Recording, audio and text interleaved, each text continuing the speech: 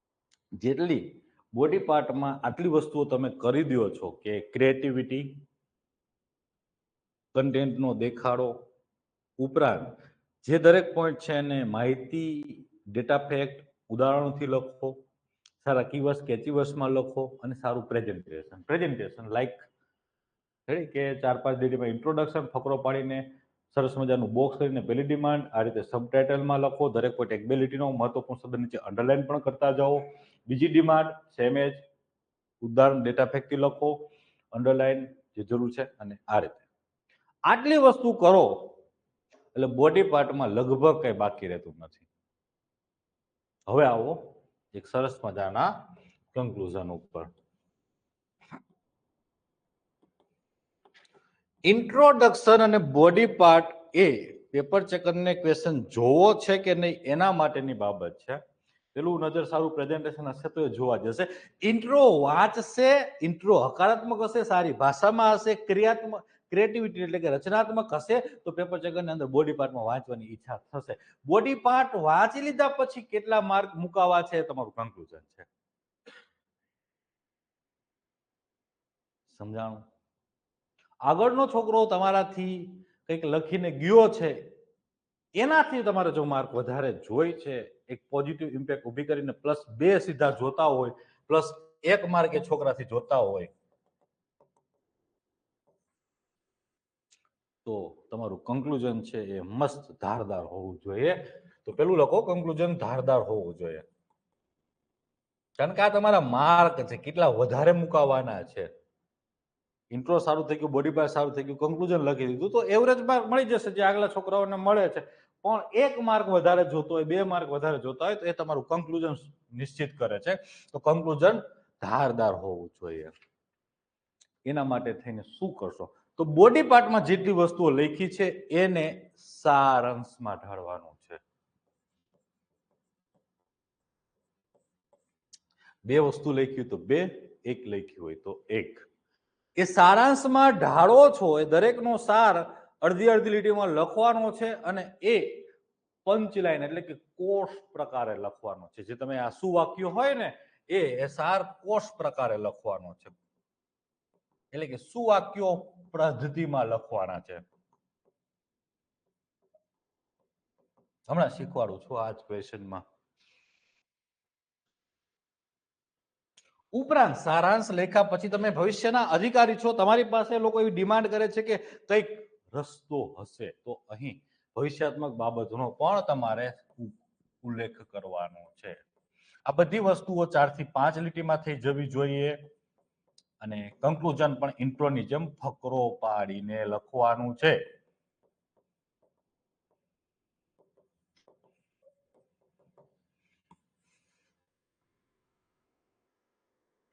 Done?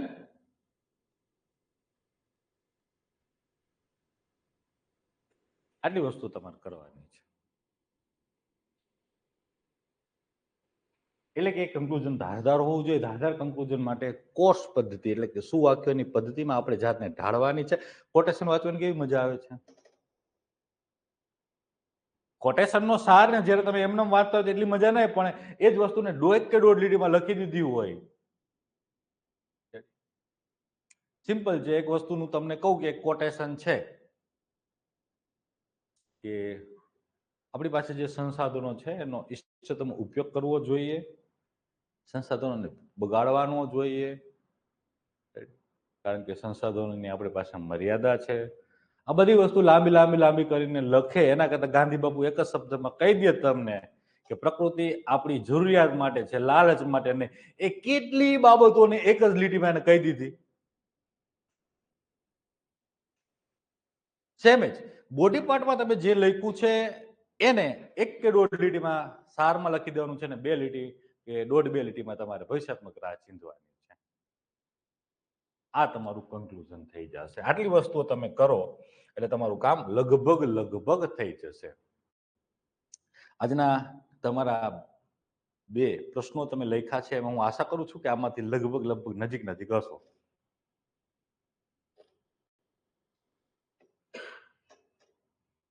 કર્યું છે introduction 4-5 લીટીમાં?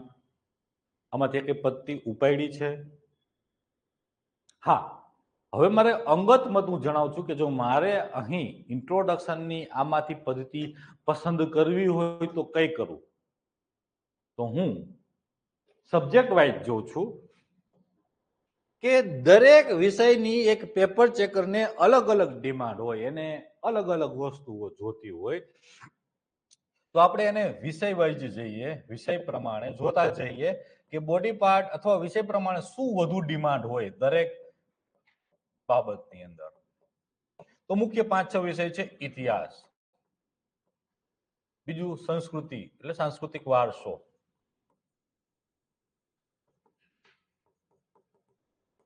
ત્રીજું ભૂગોળ, ચોથું બંધારણ, પાંચમું અર્થતંત્ર, છઠ્ઠું અહીં તમે લખી શકો છો એ છે વિજ્ઞાન અને ટેકનોલોજી અને પર્યાવરણ. હવે જ્યારે તમારા જે પ્રશ્નો છે કરંટના હશે એ આમાં ક્યાંક ને ક્યાંક ઢળી જતા હશે, કોઈ કરંટ આમાંની સાથે જ કંઈક લિંક થઈ જતું હશે. તો હું જ્યારે ઇતિહાસનો પ્રશ્ન લખું તો હું કઈ વસ્તુની કાળજી રાખું, તો હું કઈ વસ્તુનો મારો કરું. કન્ટેન્ટ તો દેખાડું જ, પણ કન્ટેન્ટની સાથે હું પરફેક્ટ ફેક્ટ આપું, જે તમે ગોખતા નથી, ગોખો. 50 જ એવા ફેક્ટ યાદ રાખવાના છે, તારીખો યાદ રાખવાની છે જ્યાં તમે ઇતિહાસમાં લખવાના છે. તો ડાયરીની અંદર ગોખી નાખો. તો હું ફેક્ટનો મારો કરું, ઇતિહાસની તારીખની પેપર ચેકરની વસ્તુ વધારે ગમે. કન્ટેન્ટનો દેખાડો તો બધામાં કરવાનો છે, પણ હું ઇતિહાસના તારીખ અથવા આપણે જેને કહીએ ઈસવીસનની સાલો કહીએ, વ્યક્તિઓના નામ કહીએ, તો આ જે ફેક્ટ છે એનો મારો કરું.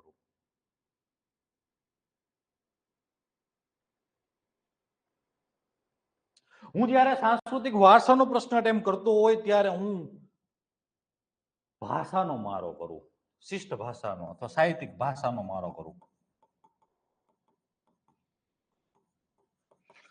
હું ચિત્રકલાની વ્યાખ્યા કરતો હોય તો એમ ન કહી દઉં, હું સીધો એવું લખું કે જ્યારે એક વ્યક્તિ કે માણસની એ અભિવ્યક્તિ છે એ કાગળ, કેનવાસ, કાચ, છત કે ભીત ઉપર, કાગળ, કાચ, કેનવાસ અમારી ભાષા છે, ભાષા સાહિત્યિકતા છે. અને હું પેન, પેન્સિલ અને પીંછી વડે અભિવ્યક્ત કરવામાં આવે એને, જો માનવ મનમાં રહેલી ઉર્મિઓને કાગળ, કેનવાસ, કાચ, ભીત કે છત પર પેન, પેન્સિલ કે પીંછી વડે અભિવ્યક્ત કરવામાં આવે છે એને ચિત્રકલા કહેવાય છે. તો આવી હું ભાષા હું ગોઠવીશ, આ બધી વસ્તુને હું ધ્યાનમાં રાખીને હું તમને શીખવીશ. તો અહીં હું ભાષાનો મારો કરું. ભૂગોળનો પ્રશ્ન લખતો હોય તો હું અહીંયા વ્યાખ્યાઓનું ધ્યાન રાખું, વ્યાખ્યાથી જ હું ઇન્ટ્રો કરવું, વધુમાં વધુ પ્રયાસ કરું. હા, વ્યાખ્યાની અંદર હું માને જરૂર પડે અહીંયા માહિતીઓને હું આવરી લઉં, માહિતી દ્વારા વ્યાખ્યા. અને બંધારણનો ક્વેશ્ચન લખતો હોય તો હું અહીંયા આર્ટિકલોનો ઉલ્લેખ વધુમાં વધુ કરું. આર્ટિકલ પછી આપણા સુપ્રીમ કોર્ટના જે સીમાચીન ચુકાદાઓ છે,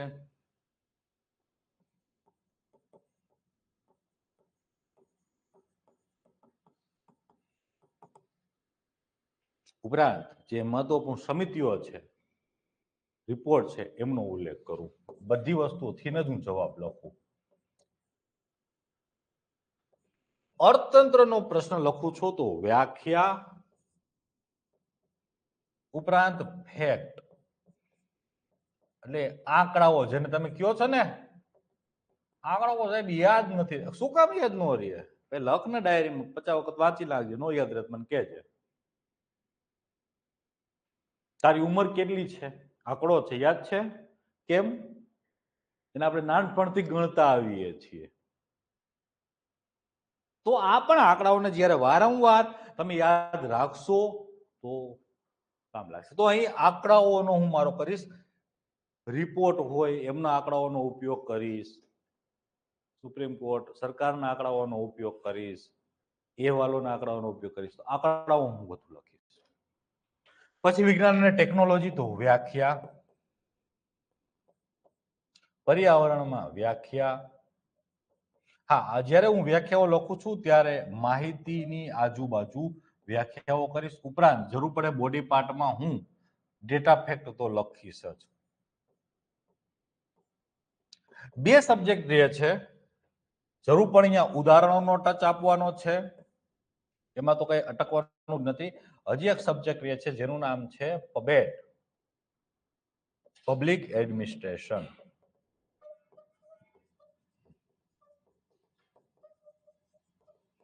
અને એના પછીનો સબ્જેક્ટ છે એથિક્સ. તો આ બે લખવામાં મારી લગભગ સામે ત્યાં જોવા મળે. હું અહીં વ્યાખ્યા છે એ વ્યાખ્યાને હું મારી મૌલિકતામાં ઢાળું.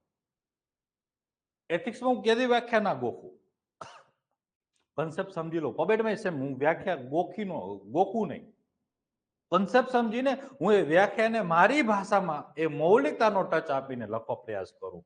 તો ઇન્ટ્રોમાં હું અહીં વ્યાખ્યાઓ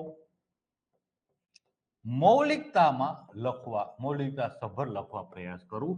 અને જ્યારે હું બોડી પાર્ટ લખી રહ્યો હોય અહીં, તો મારા બોડી પાર્ટમાં કન્ટેન્ટ હોય, કન્ટેન્ટનો દેખાડો હોય, જે આપણે દરેક સબ્જેક્ટની અંદર કરવાના છીએ, પણ ઉદાહરણો. ઉદાહરણ વિના હું એક પણ પોઈન્ટને લખું નહીં. અને એથિક્સમાં ઉદાહરણો મૌલિકતા સભર હોય, ગોતેલા હોય, શોધેલા હોય, નહીં કે વિઝન કે બે ત્રણ બુકોમાં ચાલે છે દ્રષ્ટિ કે એના હું અહીં કોપી પેસ્ટ કરું. હા, પબેટની અંદર તમે લખી શકો છો, પણ પબેટમાં હું પ્રયાસ એવો જ કરું કે ઉદાહરણો હું ઓફિસરોના નામ હોય, એટેસ્ટા હોય, હું ગુજરાત સંદર્ભમાં લખું, ક્યારે ભારત સંદર્ભમાં ના લખું. કારણ કે તમે જે તૈયારી કરો છો એ તૈયારી એ ગુજરાત સરકારની તૈયારી છે, નહીં કે કેન્દ્ર સરકારની. તમે યુપીએસસીની તૈયારી નથી કરતા, જીપીએસસીની તૈયારી કરો છો, તો સ્થાનિક સ્તરે જે ચાલી રહ્યું છે ઉદાહરણોની અંદર લખો. રાષ્ટ્રીય સ્તરે શું ચાલી રહ્યું છે જરૂર પડે તો લખો. બાકી વધુ પ્રયાસ એ કરો કે અહીં ઉદાહરણો જે લખો છો, ઇવન કોઈ પણ જગ્યાએ ઉદાહરણો જ્યાં મૌલિકતા સભર લખવાના છે એ સ્થાનિક સરકારના ઉદાહરણ લખો. રાજનીતિમાં નૈતિકતા સંભવી શકે. હા, ગાંધી તો લખશો, પટેલ બધા લખશે, અબ્દુલ કલામ બધા લખશે, પણ તમારા ગામની આજુબાજુમાં એવા 10 રાજકારણીઓ તો થઈ ગયા હશે ને આઝાદીના ઇતિહાસથી આજ સુધીમાં કે જે ઈમાનદાર લોકો હશે, તો લખો. તમારા ગુજરાતમાં એવા વ્યક્તિઓ થઈ ગયા હશે ને, તો આંતરરાષ્ટ્રીય સ્તરના બે ત્રણ ઉદાહરણ લખો, રાષ્ટ્રીય સ્તરના બે ત્રણ ઉદાહરણો લખો, પણ એ સ્થાનિક સ્તરે પણ તમારા જે ઉદાહરણો લખી શકાય છે એને શું યોગદાન આપ્યું છે, એ ઈમાનદાર રહીને, નૈતિક રહીને રાજનીતિને કઈ રીતે પ્રભાવિત કરી છે, તમારા વિસ્તારને કઈ રીતે વિકાસમાં પ્રભાવિત કર્યો છે, એ પણ લખો. સહકારી ક્ષેત્રની વાત કરતા હોય તો રાષ્ટ્રીય સ્તરે સહકારી ક્ષેત્ર લખો, ગુજરાત સ્તરે લખો, પણ સ્થાનિક સ્તરે સહકારી ક્ષેત્ર બહુ સારું કામ કરી રહ્યું છે પણ લખો. એટલે ઉદાહરણો હું જે લખીશ, કરાવીશ, એ હંમેશા હું પ્રયાસ કરીશ કે સ્થાનિક ટચ આપું.